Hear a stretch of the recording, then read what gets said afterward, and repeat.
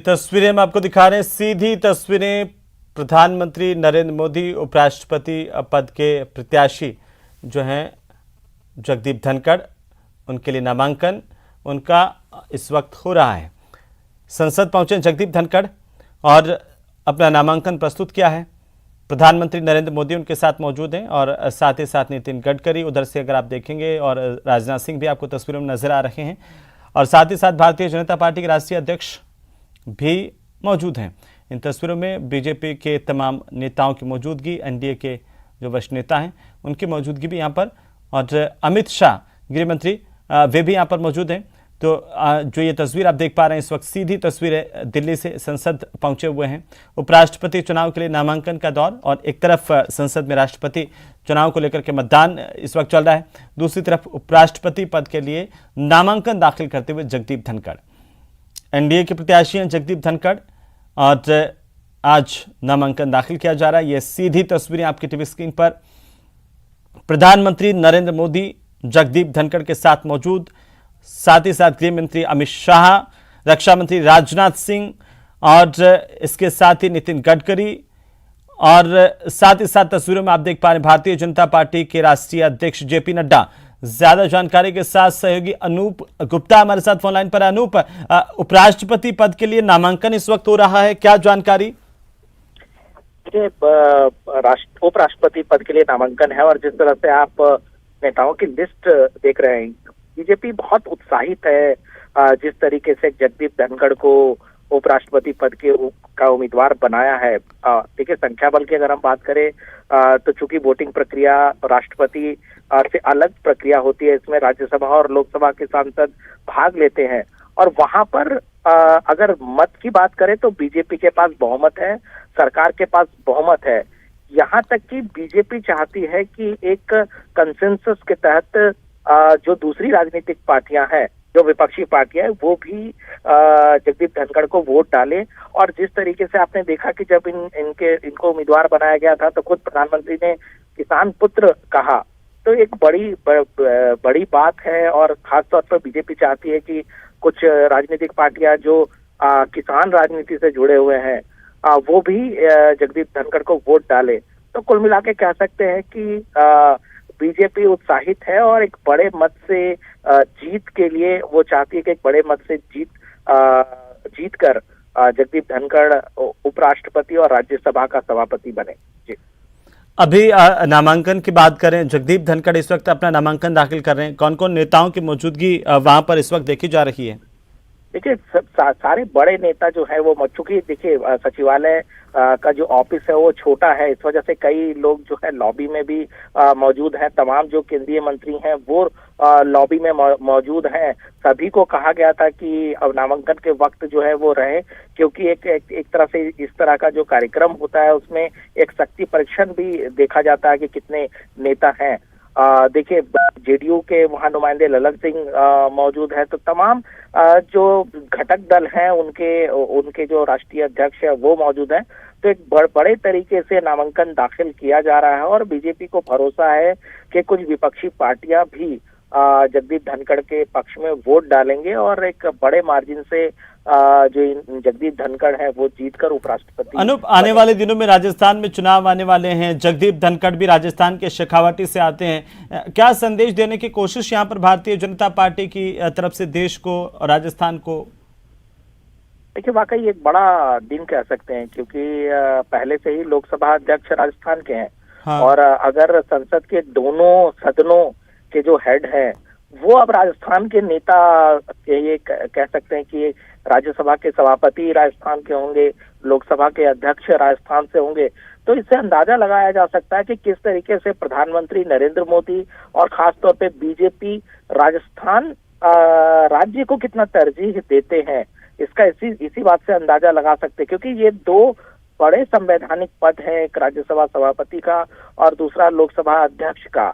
जहां तक चुनाव की अगर हम बात करें तो जाहिर सी बात है, ये एक सेंटिमेंट का मसला होता है कि अगर उनके समाज के किसी को उपराष्ट्रपति बनाया जा रहा है तो सेंटिमेंट उनके पक्ष में जाता है।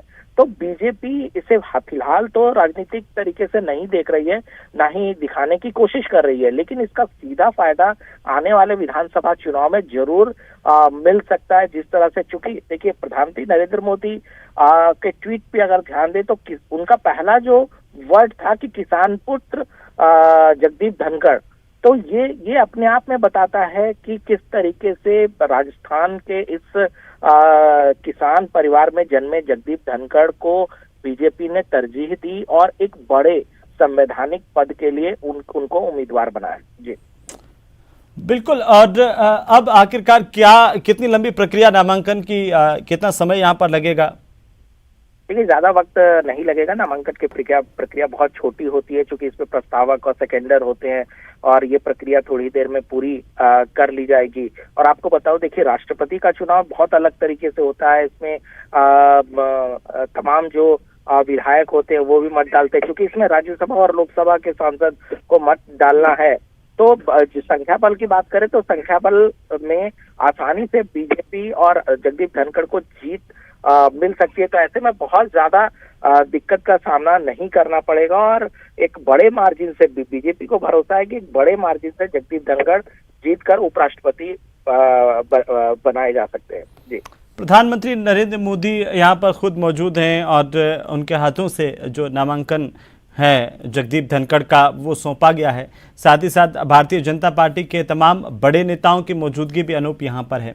प्रधानमंत्री की मौजूदगी क्या दर्शाती है कि उनका साथ जब तमाम जो बड़े नामांकन हैं उनमें प्रधानमंत्री की मौजूदगी जरूर यहाँ पर रहती है, तो क्या एक पार्टी के भीतर भी एक संदेश देने की कोशिश है? नहीं, बिल्कुल। देखिए प्रधानमंत्री नरेंद्र मोदी की सिर्फ वहां मौजूद है ऐसी बात नहीं है, वो प्रस्तावक है।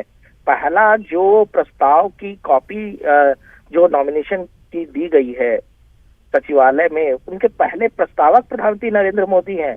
आप समझ सकते हैं, प्रधानमंत्री नरेंद्र मोदी प्रस्तावक हैं, अमित शाह, राजनाथ सिंह, ये तमाम जो बड़े नेता हैं वो प्रस्तावक हैं। इसके अलावा जो घटक दल के जो यहाँ पे फ्लोर लीडर है वो प्रस्तावक हैं। तो ये बताती है कि किस तरीके से पार्टी ने अगर कोई फैसला लिया है तो उसके साथ खड़ी है, और न केवल खड़ी है बल्कि बीजेपी को ये भरोसा है कि एक बड़े अंतर से, एक मतों के बड़े अंतर से जो उनके उम्मीदवार हैं उनको जीत मिलेगी।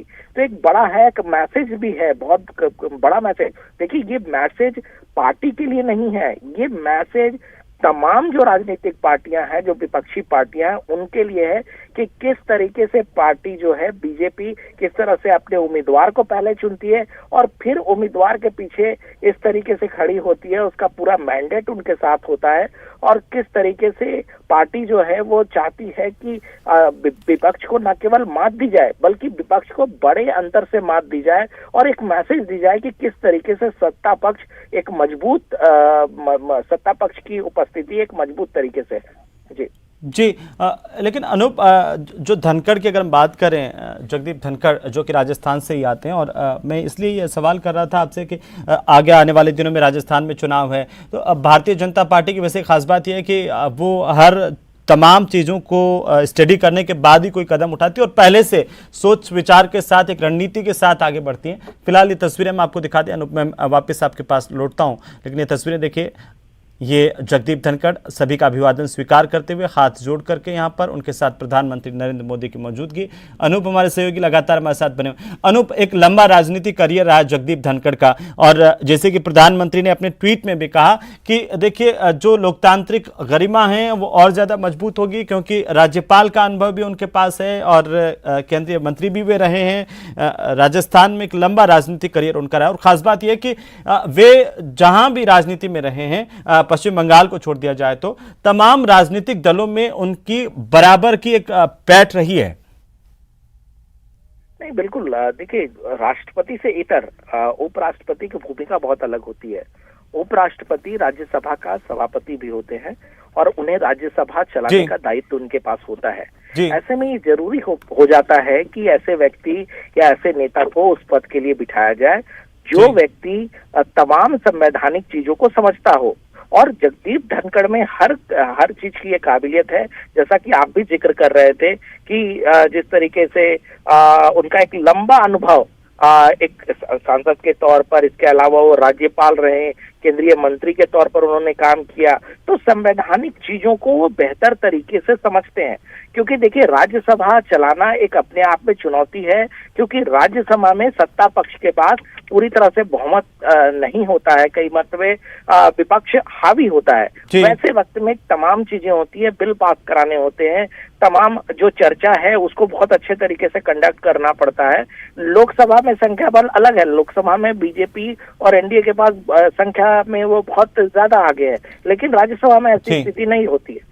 तो ऐसे में एक अनुभवी व्यक्ति ही वहां पर इस काम की भूमिका निभा सकता है, और इसके लिए जाहिर सी बात है प्रधानमंत्री को लगा कि जगदीप धनखड़ से बेहतर व्यक्ति बिल्कुल, और वे ग्रामीण पृष्ठभूमि से भी आते हैं। देखिए, बिल्कुल शेखावटी के एक छोटे से गांव से आते हैं, और साथ ही साथ वकालत भी उन्होंने की, और वकील के तौर पर भी उनका लंबा अनुभव रहा, विधायक के तौर पर, सांसद के तौर पर, गवर्नर के तौर पर। उस लिहाजा इसका फायदा जरूर लोकतंत्र को मिलेगा। बहुत शुक्रिया अनूप, हमारे साथ जुड़ने के लिए, तमाम बातचीत के लिए। दिल्ली से हमारे सहयोगी अनूप गुप्ता बता रहे थे कि किस तरीके से यहां पर नामांकन दाखिल कर दिया गया है, और प्रधानमंत्री नरेंद्र मोदी की मौजूदगी यहां पर खुद और प्रस्तावक भी हैं, और साथ ही साथ आप देखिए कि तमाम जो मंत्री हैं मोदी सरकार के, उनकी मौजूदगी भी यहां पर देखी जा रही है, जो उनके साथ मौजूद रहे।